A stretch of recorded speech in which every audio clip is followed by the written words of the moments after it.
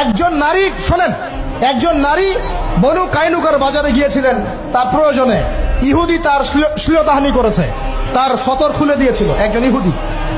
এটা দেখে একজন মুসলিম ভাই সেখানে থাকতে না পারে ওই ইহুদির গর্দান নামিয়ে দেয়। এই ইস্যুকে কেন্দ্র করে ইহুদিরা মিলে ওই ভাইকে শহীদ করে। তখন ওই বাজারে ওই ভাই ছাড়া আর কেউ ছিল না, একজনই ভাই ছিল।